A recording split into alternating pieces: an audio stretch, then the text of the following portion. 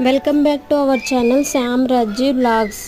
Hi friends, నేనైతే ఈరోజు మీకు ఒక రెసిపీ చూపించబోతున్నాను. అదేంటంటే చామగడ్డ పులుసు కోసం అయితే మనం ఒక గిన్నెని పెట్టుకోవాలి ఫ్రెండ్స్. గిన్నెలో ఆయిల్ని వేసుకున్న తర్వాత ఆయిల్ వేడవిన తర్వాత పోపు కోసం కొంచెం జీలకర్ర అండ్ ముందుగా కట్ చేసుకొని పెట్టుకున్న ఆనియన్స్, పచ్చిమిర్చిని కూడా యాడ్ చేసుకోవాలి.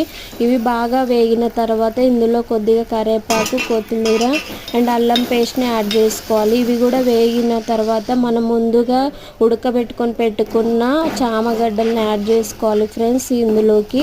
ఇవి కొంచెం వేగిన తర్వాత మనం కారాన్ని అండ్ టేస్ట్కి తగ్గ సాల్ట్ని యాడ్ చేసుకోవాలి. మనం ఇది పులుసు చేస్తున్నాం కాబట్టి ముందుగానే నేను చింతపండు నానేసి పెట్టుకున్నా. మనం ఎంత వరకు అయితే పులుపు తినగలుగుతామో అంతే యాడ్ చేసుకోవాలి ఫ్రెండ్స్. ఇవంతా ఉడికిన తర్వాత మనం టేస్ట్ కోసం అయితే కొద్దిగా ధనియాల పొడి అండ్ జీలకర్ర పొడి, లైట్గా మెంతి పొడి వేసుకొని ఇందులో కొంచెం కొత్తిమీర వేసుకుంటే సూపర్గా ఉంటుంది ఫ్రెండ్స్. టేస్ట్ అయితే చేపల పులుసు లాగా ఉంటుంది. మీరు కూడా ఖచ్చితంగా ట్రై చేయండి ఫ్రెండ్స్. ఇష్టం లేని వాళ్ళు కూడా ఇష్టంగా తింటారు. మన ఛానల్ అయితే సబ్స్క్రైబ్